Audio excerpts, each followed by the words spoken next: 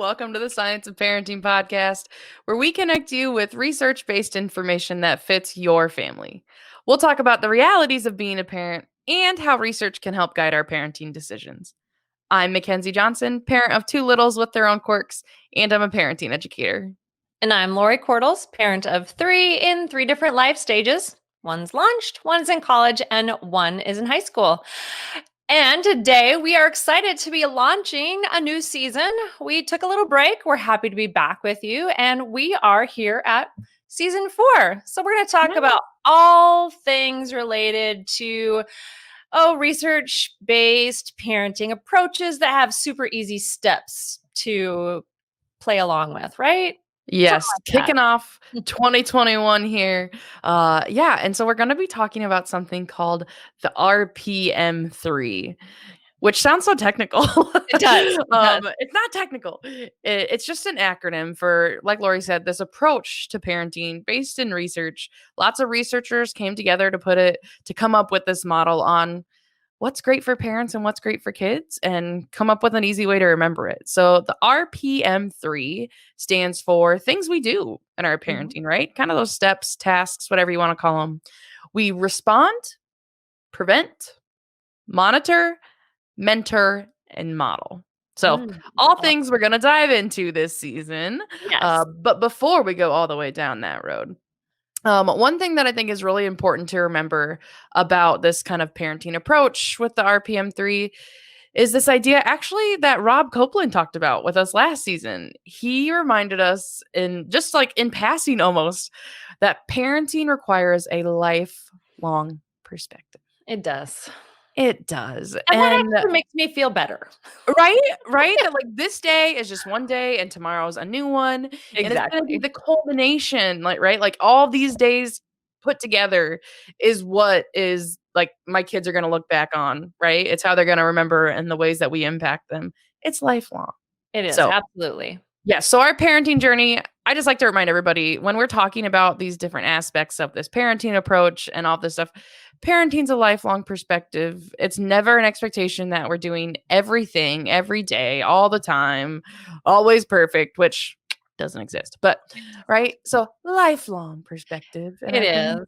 And as we think about this, we also want to remember that this is research-based, but it's also when we look at the science of parenting, our values are about taking research and helping it fit into your own family. So we're also going to be reminding you constantly that this has to work for your family, these steps, these ideas.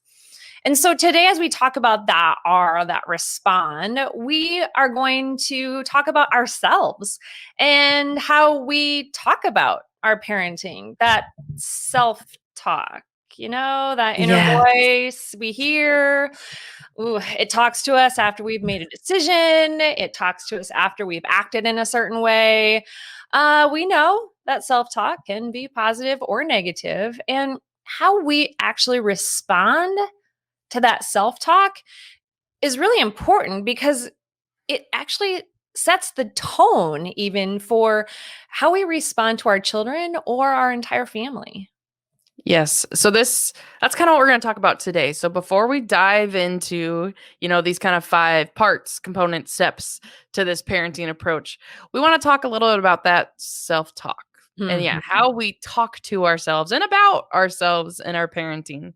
And so we actually have our first little research tidbit. And actually, most of this season is based off of one publication or whatever that came together with lots of researchers partnering with the Eunice Kennedy Shriver National Institute of Child Health and Human Development, which is a part of the National Institutes of Health. Basically, lots of researchers in parenting came together to help put this kind of booklet together for parents. So lots of our research is going to be coming from that. And so I love to be able to say this next part, like our first research tidbit comes from, this like researchers put together this publication. And you know what it says? It says there's no perfect parents. It does. It says that on page 3. Right on page 3. We're citing it right now. There are no perfect parents. There are no perfect parents. No. And so that is your first research-based parenting information. Not even one. Yep. And, that's a thing that, okay, I know that. Like this brain that I have that is sometimes logical knows there are no perfect parents. But sometimes, that like you play that comparison game, whether Mm, it's like on social media or just when you're with people, or you think about like, am I, I'm not doing what they're doing. Maybe I'm not doing a good job. Like, yes. and I know there's not perfect parents, but I sometimes use that comparison to not be so kind to myself. Mhm. Yeah. Absolutely. And I think that if I could encourage you and tell Yeah. you that as your children grow older, we let go of some of that comparison. And as I was thinking about this, I was thinking about that, at, as children grow older, and we talk a lot about this even in the toddler years, like we want children to make choices. And Yeah. so essentially, our parenting is all about laying the foundation, but our children make choices regardless of how we've laid the foundation. And so that comparison kind of stops being about our parenting skills because our children have to take responsibility for their choices too. And that's coming Mm. from a parent of older children, right? Yes. Well, and we talked in one of our bonus episodes about routines and how when kids are younger, there's so much like routine care, right? Like the feeding, sleeping, playing, all so much of that revolves around us as parents. And so that does give me hope that even now I'm empowering my kids with some choice, and as they get older, they will have more choice and therefore less pressure on me. It sounds a little Exactly. terrible to say it like that, but it is encouraging to think like that self-talk looks different as our kids get older. It does. It And does. so depending as a parent, like where you're at with your kids and the ages they are, what your self-talk looks like for each kid might look a little different, right? Is that fair to say?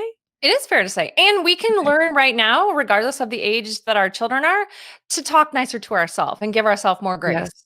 Yes. Yes. And that brings us right into kind of the second research tidbit around this idea of self-talk, right? So first, we know there's no perfect parents. Right. And so as we think about reflecting on our parenting, which is what we're going to do this season, and this idea of self-talk is really how we reflect on it and talk to ourselves about it. Mhm. So interestingly, a lot of the research around self-talk is like based in sports Mm. or performance kind of stuff. So one researcher in particular, Dr. Hardy, kind of defines this idea of self-talk with a few things. Some of the important aspects of it include that they're verbalizations or statements addressed to ourselves, right? So maybe you say it to yourself out loud, or it's how you talk to yourself in your head. I Right? know my inner monologue, right? It has a lot to say. Another part of this self talk is that how it has an interpretive element, which basically, when we were talking through this episode, Barb kind of reminded us that that's really related to like how we assign value to it, right? Yes. So the things that we say to ourselves about like, I should have blank, Mm. it's not just that I say that, it's behind that, right? What I interpret from that is I'm not good at this, or I didn't do a good job, or Correct. right? There's that like interpretation behind it and what it means. Yes. And those things are relevant, right? How we talk to ourselves has an impact on how we see ourselves, how we behave, you know? And then one other thing they talk about is whether we see our self talk as motivating or demotivating. You know what? Having teenagers in the house and multiple teenagers, I often will say to them as I hear them talk to each other and talk about their day or something that happened. I've said this out loud. Don't let your brain hear that. You need to talk nicer about yourself. Oh, Your brain just heard you say that about yourself, and that's not true. So don't let your brain hear that. Yeah, that I love that. we need to motivate ourselves, speak life on ourselves. Yes, and I even think the way like, I would never talk to myself, or I would never talk to others sometimes the way I talk about myself, like, "Ugh, boy." Yes, I don't yes. talk to people that way.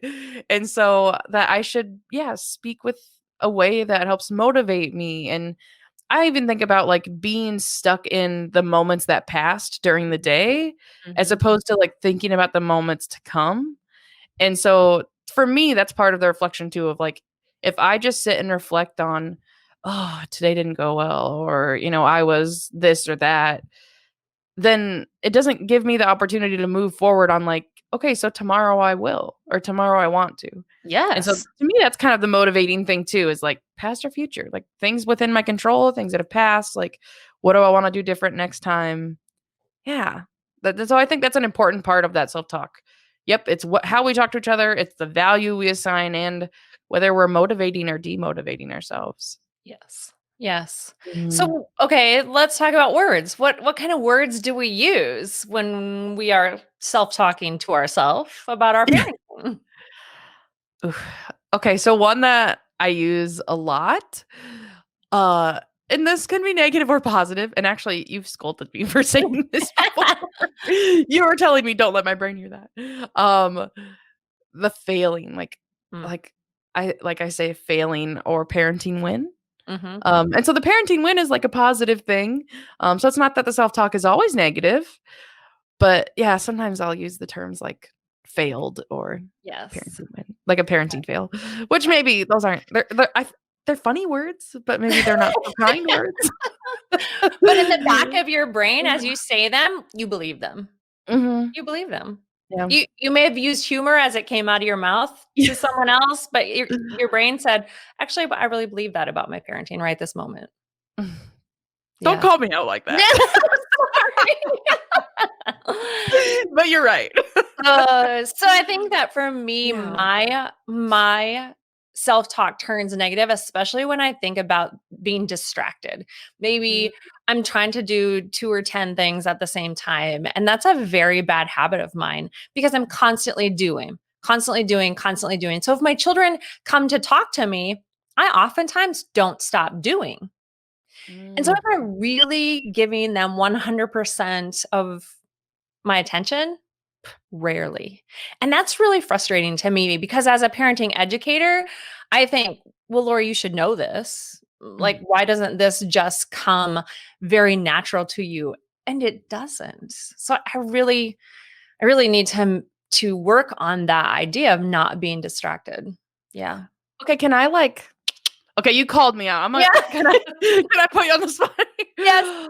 Something I just heard you say to yourself was that you should, right? Like, you Mm, should know or you should. mhm. And I honestly I feel like that phrase isn't good for us. Like, No. especially when we think about our parenting.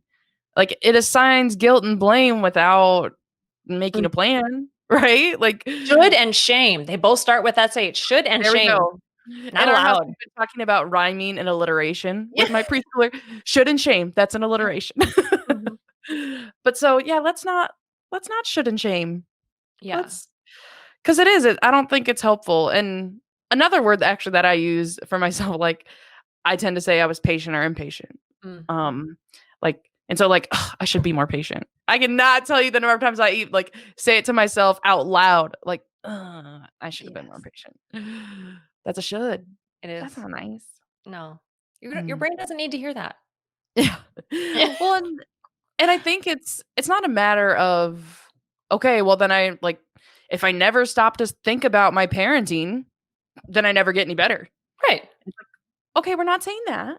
No? Like, we're saying we should have positive self-talk, right? Motivating Yes. self-talk, and that might require us to flip some things around a little. Ooh, yeah. Let's flip some things around. Yeah, let's flip some things around. Yes. So, luckily, we have some tools to do that. So, part of what we talk about, so instead of good and bad, right? These negative words that we use of good and bad parenting, the National Institute of Child Health and Human Development offers us four other words to use instead. And these words are more concrete and they're science based. So, Mm. research that looks at what happens for kids and for parents related to certain behaviors and attitudes. These are four words that are based on that science. Yes. Um, And thank goodness first and there are foremost, 4. More yes, opportunities. yes. So great things again from our lifelong perspective of parenting. So let's dive into these four words. I'll give you them off the bat and then we'll slow down and explain them a little. So the Okay. four words from this publication include consistent parenting, effective parenting, active parenting and attentive parenting. So consistent, effective, active, attentive. And I can rattle them off like that because I say them to myself a lot. Like I do have to reframe and flip my brain around these four words fairly often. So that's why I can rattle them off. I need them in my vocabulary. Consistent, effective, active, Attentive. attentive. Okay, got Yeah. it. Okay. Okay. So we have the definitions that the authors give here. Do you want to kind of walk us? Let's Yes. define each of them and then just explain just a little bit, because we Okay. are gonna dive in more at another point. So Okay. Okay. So the first word, consistent. The definition we're looking at here for consistent is when we follow similar principles or similar practices in our words, our actions, or we respond to our kids in a way that they always know what to expect from us. We are consistent. yes, so I think of this particularly, and Barb gave us great input on this, as boundaries and behaviors we have as parents. So are our boundaries, right? Can kids know what to expect because they're similar across different situations? Um, and our boundaries and behaviors that we also practice them ourselves, right? So what we say to our kids is what we Mhm. do with our kids. And again, lifelong perspective. And so, yep. So boundaries and behaviors are really important as we think about consistency. Our kids know what to expect because we are consistent in our boundaries and behaviors. Barb also said that our modeling shows our children that we live what we see, they live what we see. And so I thought Yes. about that with consistent as well. Just that consistent, we're modeling. All right, Yes. second word, definition effective. So, effective means when our words and our actions actually influence our children in the way we want them to. So, they are effective. Yes. So basically, that the things, the strategies, the choices, the words, the goals, but the things that we set as parents, that they're influencing our kids how we hope, right? And again, what effective parenting looks like to me is going to Mhm. look different than to everybody else. This is something, again, that is set only by our own definition, but that what we're trying to accomplish with our child, whether it's raising kids who share or raising safe drivers or right kids that are kind, whatever the thing that you're working towards might be, that what we're trying to do, we're influencing our kids that way. Yes, So and I that's feel like we need a special ring or bell every time we remind you that what you said, it works in your home. What works for you, it's your reality. Like we need a ring. yeah. Ding. Yeah, reality, girl, reality. Reality. Yes, effective. All right. So Yeah, are you ready for the third one? I am. Okay. The third one is active. And this is, are we participating in our child's life? That's the definition. Are we active? Yes.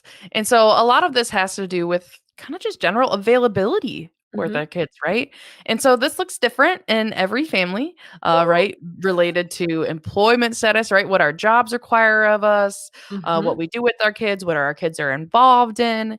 And so really it's about availability, that your kids know you're there, that you are available when they need you, and participating in whatever that looks like for your kids. And it might even look Exactly. different between your co-parents, right? Mm, The way that you're active might look different than the way your co-parent is active. And that's okay, right? By your own definition. absolutely. And you might be active differently for each child. Yes. It's different. Yes. It's different. Oh, Oh, yes. okay, I'm telling myself these things. Right. Okay, so the fourth word then is attentive. The definition then is paying attention to their life and observing what's going on. Yep. So again, this is just about, right, being engaged. Very similar to this active principle. So I would say active is about sometimes that like physical presence or like mental, emotional presence. And then the attentive is more about being engaged, right? I know what's going on with them, and kind of in tune, right? That I can check in with those things because I notice these changes over time. I notice these things they say. And so that's kind of that attentive versus just like the physically and emotionally present. Exactly. So Mhm. I think there was a time where you called me out because I was having a really big negative self-talk about not being attentive.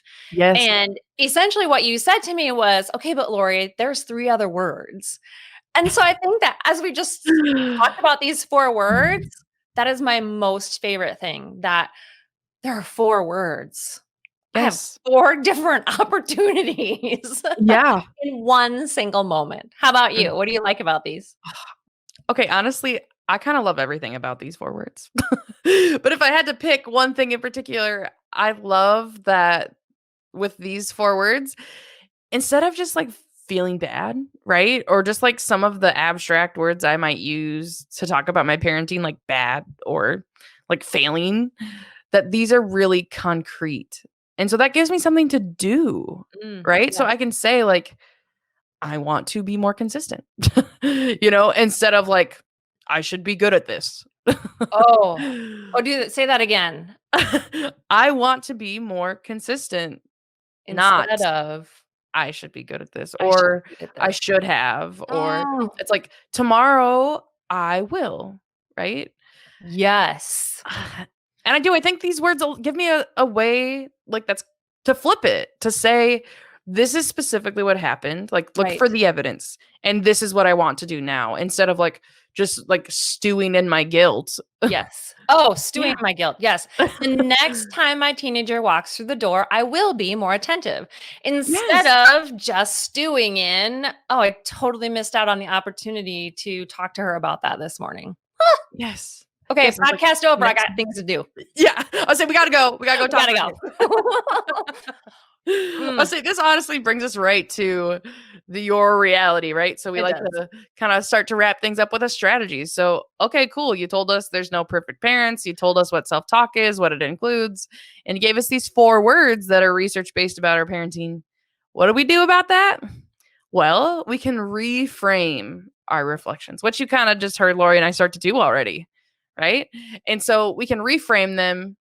We can stop using those words, good and bad, and start using these 4 words instead. So I know for me, I just tend to do it at the end of the day. Like, end of the day, I'm laying in bed and I'm like, oh, I was kind of a grouch, Oh, but I yeah. reflect on it. That's when I do it. And so I think about that mindset and it's like, you know what, instead of I was a grouch or like I said, my word impatient or Yes. patient, instead of that I can say I want to be more consistent, right? So the way my child, when this happens with my child, I want them to know this is the reaction they can expect from me. Like, Mhm. okay, so that's a part of being patient.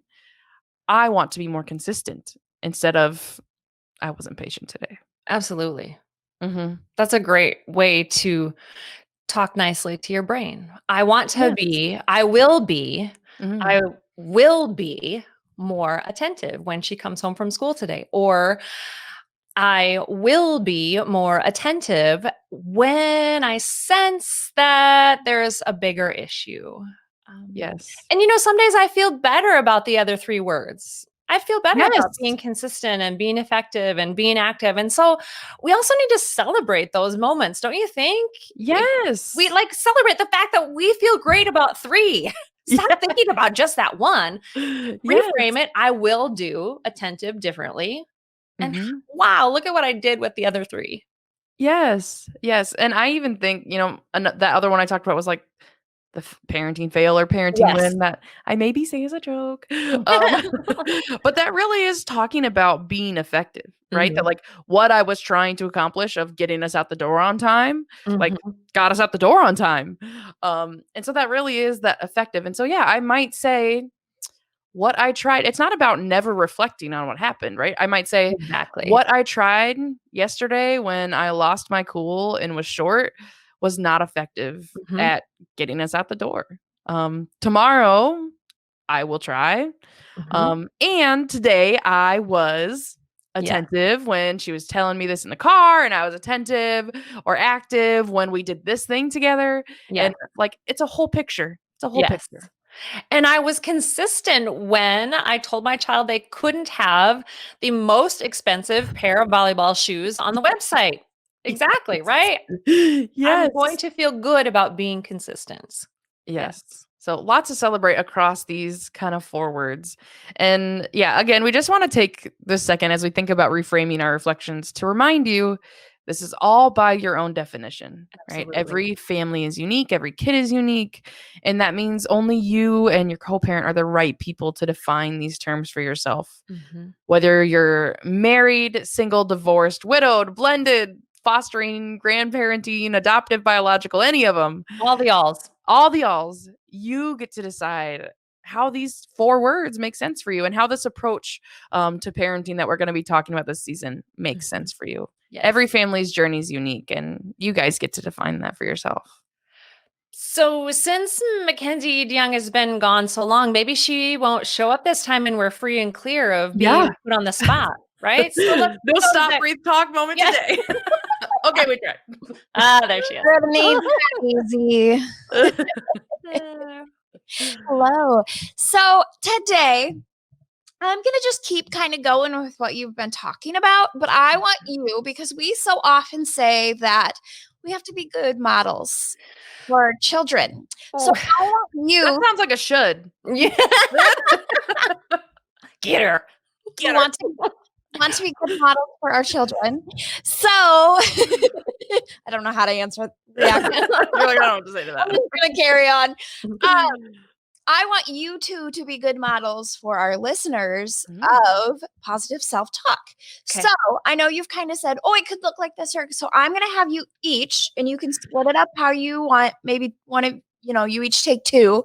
Okay. We're going to do giving yourself positive self-talk on these 4 things. I have one with consistency. Positive self-talk.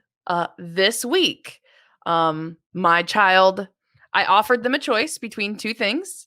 And they chose something that wasn't one of the choices. Mm-hmm. And my usual way that I do things is like, these are the choices. You may choose one of them. If you don't choose, I will choose, right? Lori taught me this. If you don't choose one of them, I will choose. And they refused to choose one of the 2 choices. And my life would have been easier if I would have just accepted their 3rd choice, to be honest. But I was consistent in that when I say there's 2 choices, these are the choices. Mhm. And that's what to expect. And when I say I will choose this, I choose it. And so I was consistent this week when that happened in our family. Yay. I think that was good that you took consistency because I'll tell you that I've been really good at consistency. That was an easy one for me all along. Consistent. I can be consistent. Yeah. All right, Lori. So which of the other 3 would you like to do? Oh, attentive. Go for it. Hey, no shooting. Okay. You are attentive. Lifelong perspective. I know that I was attentive. I think it was maybe just a couple of weeks ago. I was attentive when I really had a deadline to meet on a paper I was writing. And I could sense that my teenager had some issue that she was trying to work through, but didn't want to bother me. And I remember literally thinking, you know what? She has got something that she is beating around the bush for, trying to get me to talk about, but she doesn't know how to open the conversation. I need to be attentive and closed my computer. I saved my work first. I closed my computer and I actually removed it from my line of sight so that I could be attentive and we had a little conversation about what was really bothering her. That's all. You were attentive. I was attentive. I was saying, and lifelong, right? We know we have lots of these moments of time that Yeah. build up. Yes. I think that when it comes to active, we have a lot of shoulds. Like I should have been at that game. I should have been at the concert. I should have been there and they wouldn't have gotten hurt. But there are lots and lots of ways that we are active in our children's life. And being a parent does not mean that we have to be active 24/7, especially as children grow. Like they get to do things on their own, right? They get to make choices on their own. And so being active means showing up. And how and when we show up is going to be different for all of us. It's going to be different in all of our different family dynamics, the way our families, what we define as family. And so how you define active in your family, do not compare that to someone else's active. Yes. That's really important. Yes. And I would say that makes me think of when we talked about activity level for temperament, I always said I felt so bad because like my nephew runs circles around me and I just feel guilty that I like don't have the energy always to like get up and go with him. Yes. That's a should. I was a should. Yes. And being active doesn't necessarily mean that I'm getting up and running around with him, but I'm there with him, encouraging him. Exactly. Or I'm showing up even at their house to be there with them. So, and active might mean that you literally took the child from one place to the other. And it's okay if you didn't go in and you went and ran errands then. You know what? That's okay. Because you had that time in the car right there where you were attentive and active and present, and maybe you had a really great conversation. Yes. I'll say, and active, like you said, can be as simple as like, sometimes it's showing up, right? And you talk about the number of activities that your kids have been involved in throughout life. Like, and it's not that I was at every single ball game. It's that my kids knew they could count on me and I'm available for them. Like, yes. Yeah. Well, I have one for effective that kind of comes to mind with my little kids. Thinking about influencing my kids the way that I hope, getting towards outcomes. I think of like bedtime routines and sleep, which actually is funny because when my kids were like, as infants, it's like, I feel ineffective. Why aren't my children sleeping? But thinking about bedtime and just like those routines that's influencing my kids the way I hope, that I am in control, that I'm like offering environments for them to sleep and like get adequate sleep. And I can't control whether or not they choose. I can't make them sleep, but like feeling effective in that, like, okay, we wind down for bed, things get quiet, right? We have kind of that special time reading books together. And so, I actually, surprisingly, that's an area that I feel effective in, that kind of bedtime routine that we have in our house. Yes. Temperament really bumps into that effective a lot. Yes. Funny how that comes to play even when we're not on the temperament season. Right. Yeah. It's always there. It's always there. Always there. Awesome. All right. Thanks, yes. Thank you for modeling for us. Yes. Cool. I felt out of practice. Yeah. It's good practice. Well, and we love having our producer Mackenzie come in for that little stop, breathe, talk moment, helping us slow down and think through some of the things with some examples and stuff like that. So we love having Mackenzie come in, even if we tease her that we want her to go away. So she doesn't ask questions. So thanks for hanging out with us this week. We've covered this first kickoff, right? Our first episode in 2021, thinking about this approach to parenting, talking through how we reflect on our parenting and that self-talk. No perfect parents. We want to be kind to ourselves with the self-talk. We can reframe those reflections, positive or negative, to being more concrete and science-based with those 4 words of consistent, effective, active, attentive. And coming up the rest of this season, we're going to dig in more to this RPM3 approach to parenting. So this was just the kickoff. It's kind of the words that describe this kind of parenting. So we got to use these 4 words from that model, and we're going to use this approach through the rest of the season as we dive in more. So next week is responding. Yes. So you'll have to come back to hear more about responding. It's going to be a great season. So thank you for joining us today on the Science of Parenting podcast. And remember to subscribe to our weekly audio podcasts on Apple, Spotify, or your favorite podcast app, and watch the show each week. You can join us on Facebook as you watch us there. We're also on Twitter at The Science of Parenting, and you can see us on your content feed. Yes. So please come along with us as we tackle the ups and downs, the ins and outs, and the research and reality all around the science of parenting.